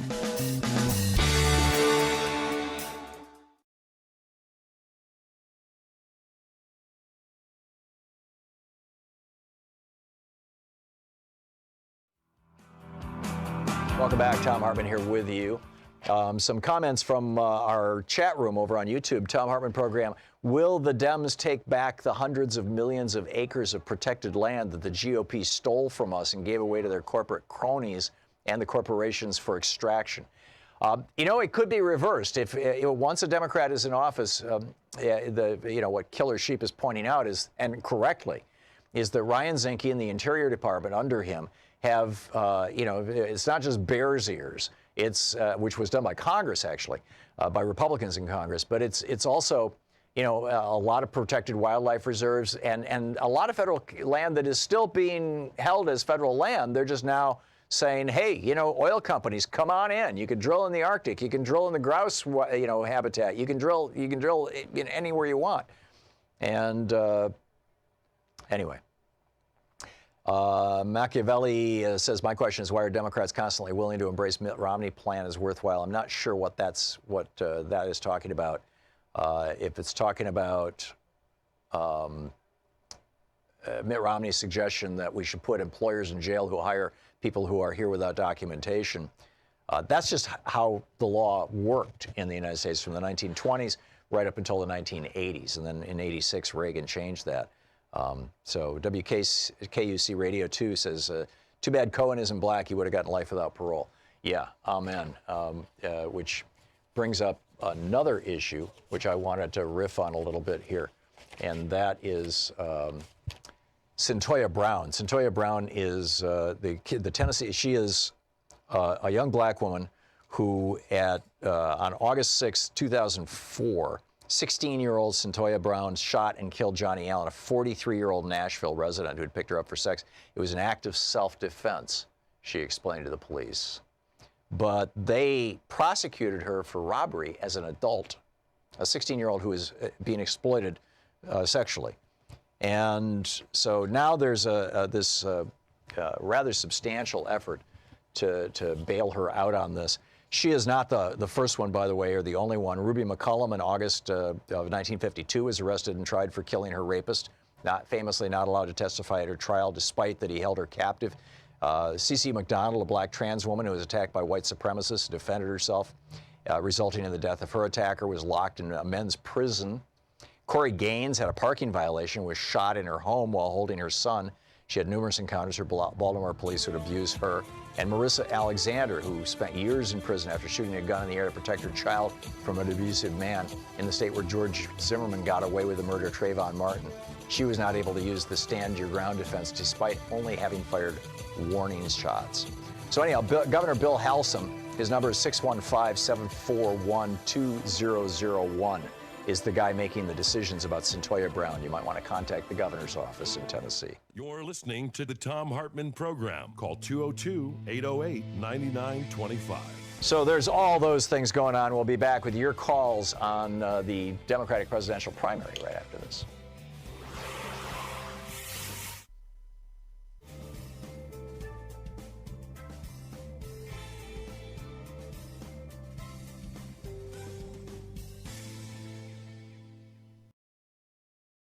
You know, it's the holiday season and traditionally a time for giving.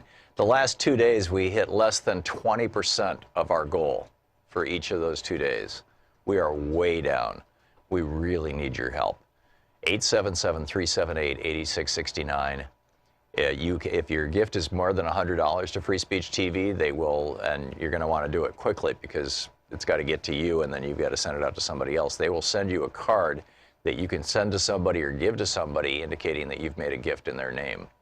So, you know, that's a gift-giving possibility. We also have, you know, a bunch of premiums that I'll describe in just a moment. But the point is not let's get the goodies, you know, or even let's give a gift, but let's keep this network on the air. I'm very concerned. We need to keep Free Speech TV running. And I don't want to do a 4-week long or a 3-week long fundraising pitch. Please call now, 877, I don't know how else to say it, 877-378-8669. We need your help. We need your support. If you've already given, thank you. Thank you so much. But if you haven't, please call now, 877-378-8669 is the telephone number. We're just way, way down, and I don't know, frankly, why. I know, you know, a year ago, we had a soft fundraising drive around this time, but it was 2 years ago. But that was because it was an election year, and people were giving to presidential candidates and things. Last year, I think we did pretty good. This year, I just don't know what's going on. We need your help. 877-378-8669 is the telephone number. With a $20 gift, you get a Free Speech TV window sticker or, you know, car window sticker or whatever you'd like to use it for. With a $60 gift, you get the ceramic Tag You're It coffee mug with, you know, for better or for worse, my face on it. With a $72 gift, you get the new 2018 newly released edition of The Last Hours of Ancient Sunlight, a book that, well, in fact, we had somebody call in yesterday and say that she was a teacher and she uses it in her classroom, in a college class. I know a number of universities around the country have used this book. Doesn't mean that it's written like a textbook, though. It's, in fact, the person who called yesterday was using it in an English lit class to say this is how you do good writing, which was really, that was really flattering, or that was really cool, or whatever the word is, but nice to hear. Put a lot of work into it, and I think that if you haven't read The Last Hours of Ancient Sunlight, you really need to. I think it's the most important book I've ever written. So and it's new and updated. So that's with a $72 gift. With a $120 gift, get a Free Speech TV T-shirt. With a $240 gift, the NLP webinar, and also the 2018 re-release of The Last Hours of Ancient Sunlight. With a $360 gift, you get a 5-book special. In addition to the Best Democracy Money Can Buy by Greg Palast, you get Last Hours of Ancient Sunlight, Unequal Protection, the Thom Hartmann Reader, and Rebooting the American Dream, all by me. Last Hours, of course, I just described. Unequal Protection is a book that a lot of people use as a, oh, here's what's going on. It describes how corporate personhood came about with this 1886 case. Of course, some of the origins of it go back to, I think it's 1819, the Dartmouth case, but this 1886 case was the one that the Supreme Court and everybody else always mentions. It's kind of the pivot point. And it was a scam. It was an absolute scam put together by the Chief Justice of the Court, or not the Chief Justice, the Clerk of the Court. Wasn't even a justice, who was the son of the governor of Massachusetts, very wealthy man named John Chandler Bancroft Davis, who, wrote a bunch of books himself. Well, you can read the whole thing. It's an amazing story of the hijacking of America, of American democracy by corporate power in 1886. That's the Unequal Protection book. The Thom Hartmann Reader gives you chapter excerpts from many of my books. I don't recall how many, 9, 10, something like that. And Rebooting the American Dream is the book that Bernie was so excited about. It's 11 specific policy prescriptions to put America back together and put the middle class, the working class back together. And Bernie liked the book so much that he wrote a cover letter for it that we delivered the book along with the cover letter to his 99 colleagues. He wrote the letter specifically to his other Senate colleagues. And with a $480 gift, you get everything I've mentioned: the sticker, the coffee mug, The Last Hours of Ancient Sunlight, the other 4 books, the Greg Palast book or CD, the Free Speech TV T-shirt, the whole shooting match. $480 or $40 a month for a year. And with a $1,000 gift, come to Portland and hang out here with us for the last hour of the show. We'll have fun. And we'll go next door, or not next door, it's just down the street. But there's a couple of nice restaurants in the area, but there's one right down the street from us, and we'll just walk over there and have a nice lunch. So, we typically do that with 5 or 6 people at a time, and it's really, really nice. But no matter what, how much you can give, whatever gift premium you may want, the bottom line is we need to keep this network going. 877-378-8669. Please call now. Thank you so much. Want to connect with the show online? You can find the Thom Hartmann Program on Facebook, Twitter, and Instagram.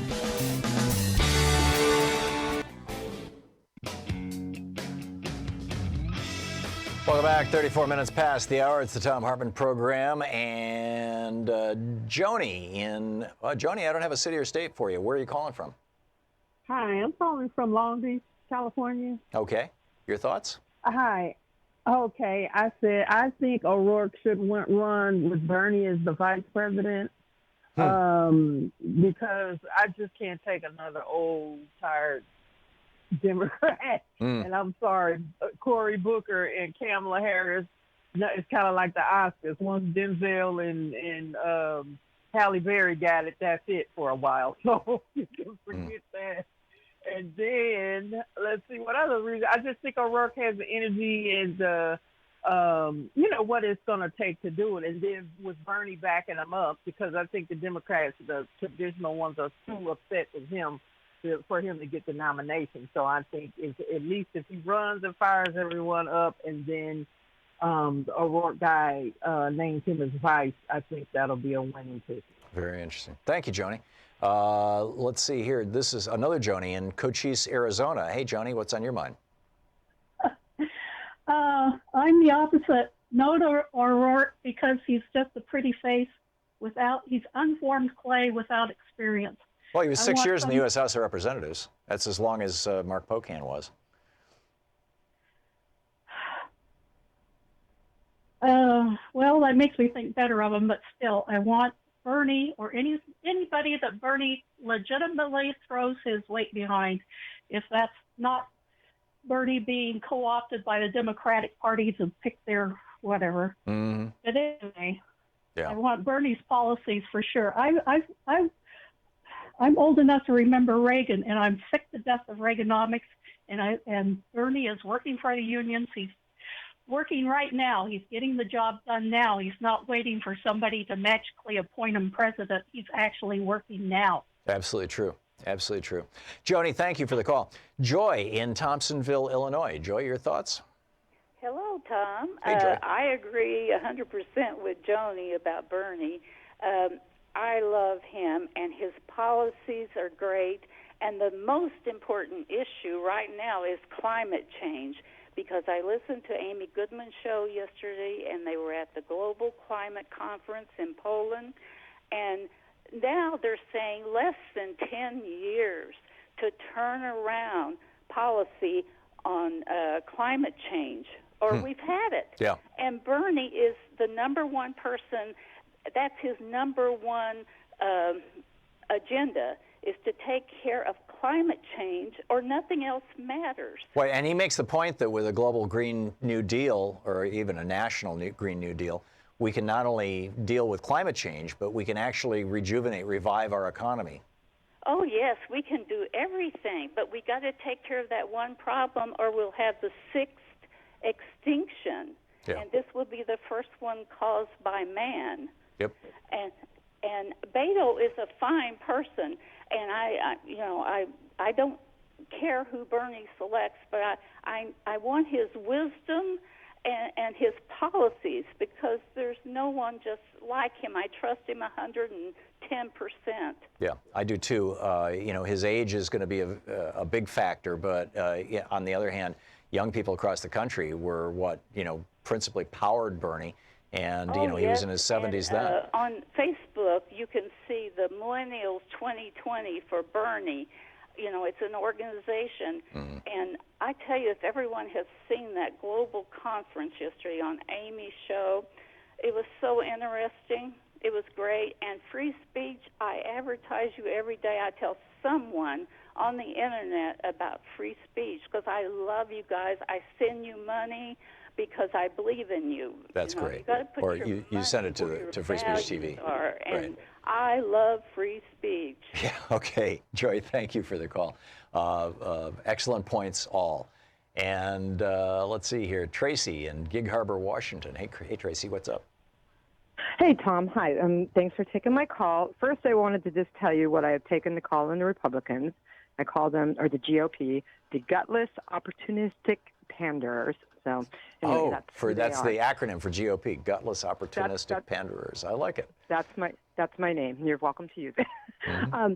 And I'm calling. I listen to everybody else. Yeah, I totally agree with Bernie. I supported Bernie all the way. But yesterday, before they came out with this Move On poll, I literally told my husband, "What about a Biden O'Rourke ticket?" And the reason for that is I have heard several Republicans who don't have a home right now, have nowhere to go, said that they would vote for Biden. So it's a thought. Everything could change between now and then, but it's a possibility. He knows how to work across the aisle, and he knows, it's going to be such a chaotic mess in the White House for the next person to take over that I believe he would know how to fix it and what to do. But again, we've got 2 years, but that's just a thought. Yeah, okay. My thought for the day. Yeah, it's a good one. Okay. Tracy, thank All you. right. Thank you very much for the thought for the day. Scott in Oxford, Michigan. Hey, Scott, what's on your mind? Hey, good afternoon, Tom. Thanks for taking my call. Mm-hmm. Hey, the Green New Deal would have been great about 15 years ago, but if we can get it going, great. But my one person that I would really like to see running, and might not agree with me, but Sherrod Brown, he's been kind of making some intonations that he's a strong leader, and he's kind of the progressive mind I think that we could use in office. But whatever happened to Russ Feingold? Russ Feingold basically retired back to Wisconsin. I'm not sure what he's doing right now. I believe I used to be on a mailing list that for an organization that he was the head of, and I don't know if they went away or if I simply stopped subscribing to it. I think it had to do with economic inequality, might have had to do with the environment or guns, but anyhow, he was being an activist. But I don't think anybody thinks that Russ Feingold is going to come back into the game. No, but but he was of the right mind to push he was us a good in the guy. right direction. He was a good guy. But, Sherrod Brown, I've known Sherrod Brown for years, and I've known him personally, and well, not like best buds or anything, but I've met him a few times. We've talked a lot. He comes on this show from time to time. I think that he would make a great president. I would vote for Sherrod Brown. I would campaign for Sherrod Brown. If he got the nomination, but that's basically as true of pretty much most of the Democrats who are on the list. I'd vote for them and campaign for them. But and Sherrod Brown is one of the few Democrats who is still talking like a Democrat about trade policy now that Trump has co-opted the old Democratic agenda, the pre-1992 Democratic position of protectionist trade policies. To the best of my knowledge, in this entire list, Bernie always endorsed tariffs, and then Sherrod Brown. So those are the only two that I know are essentially on the record in favor. I would like a Brown Sanders ticket because both of them, they speak truth to power. Thanks, Tom. Amen. Thanks a lot, Scott. Good to hear from you. Rich in Sedro-Woolley, Washington. Hey, Rich, your ideas? Brown and Beto would be the ticket. Brown brings gravitas. He brings the upper Midwest. He brings the Rust Belt. He brings the blue collar back to the Democratic Party. Beto brings the youth and the exuberance and the fresh face. Yep. I think that's the only the knock on that ticket is that it's two white guys. Two white guys. Yeah. But also, I'm thinking age too. Yeah. The age. You start talking Bernie, you start talking Biden, talking a couple of old white guys. These are more. Yeah, very old white guys.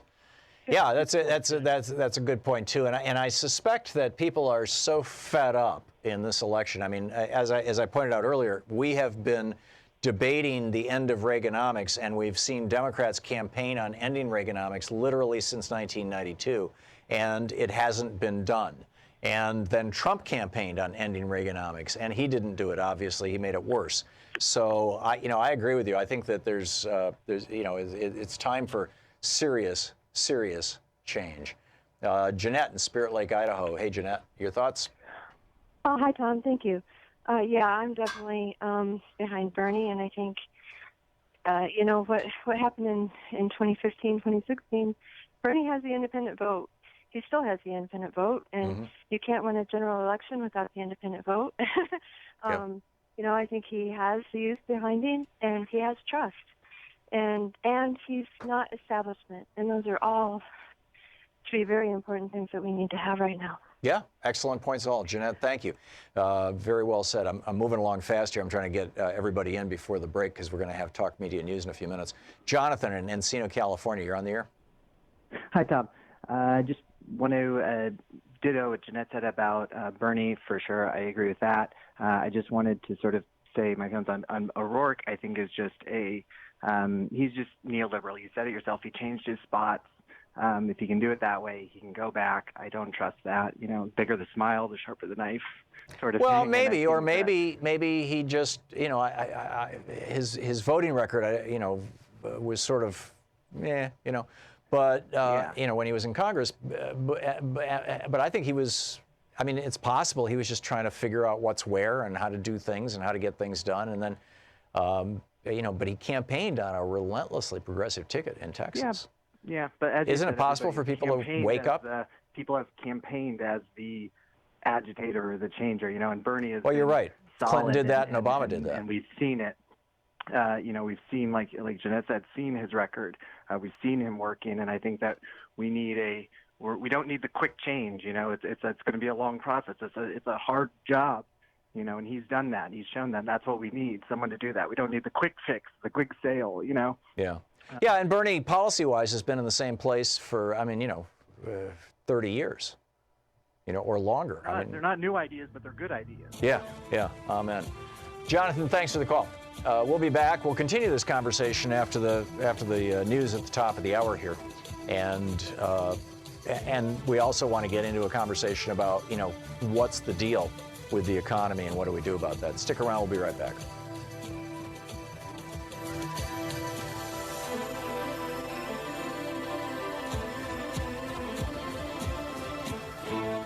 You're listening to Thom Hartmann. Visit ThomHartmann.com for audio and video archives. And in 4 minutes, we'll be checking in with Talk Media News to find out what's going on in the world. Stick around.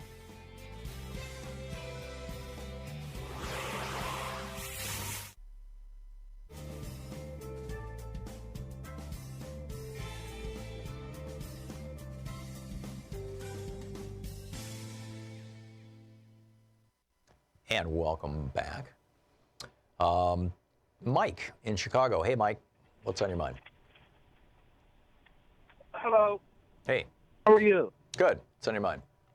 My issue is in regards to Mike Pence. Mike Pence is head of the transition team. Everything that has happened during transition, he knows about. So now Corn has flipped on Trump, and Flynn has now flipped on the vice president. Yeah, I think if so. Mueller goes after them, does that put Nancy Pelosi as president if it comes to them both being removed from office before 2021?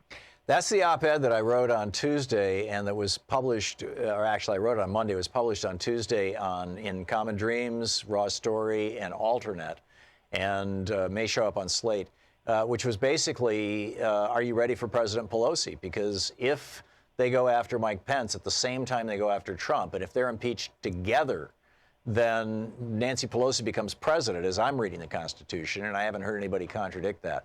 So, we'll see.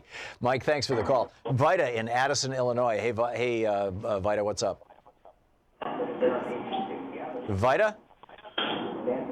Okay. Melinda in Abiquiu, New Mexico. Am I saying that right, Melinda? Yes, you are. Good morning, Tom. Thanks for letting me talk to you. I'm calling to, I called a couple of weeks ago, and I was saying Bernie and Beto. Mm-hmm. And I've been looking more into Beto and finding things out that disturb me, and you mentioned them this morning. His voting record, voting to fast-track the TPP, voting to weaken the, voting against the regulations on Wall Street, voting to weaken those, and also refusing to sign on to the Medicare for All bill. And so I'm, I hear what you're saying about people being able to change.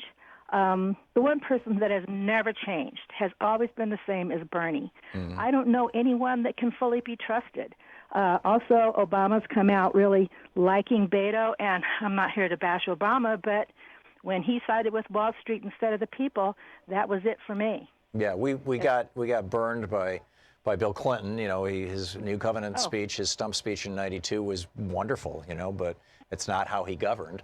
And no. Obama campaigned on hope and change. I don't think that it's quite as easy to dismiss Obama for that. He didn't have a Congress that could pass the legislation that he wanted outside of a little 74-day window in which a lot of good progressive stuff got done. But still, we're still stuck in Reaganomics. I mean, this has been so enduring. Things are so urgent right now, especially with the, and I saw Amy's show on the climate yesterday, too, this wonderful 15-year-old girl. I mean, talk about commitment around the climate. Was on her show for a long time. And if anybody hasn't watched yesterday's show, you have to see that girl. She's from Sweden. Yeah. And the one, we can't have centrists. We just can't have it. The Democrats will lose. Bernie will get a lot of the Trump voters back. He'll get the independents and the youth. I have a grandson who's turning 18 right before the election in 2020. He can't wait to vote for Bernie. That's great. Okay. Melinda, I got to run, but thank you for the call, and thanks for sharing your 2 cents on all this. We'll be back with Ellen Ratner with Talk Media News in just a moment. It's coming up on 10 minutes before the hour.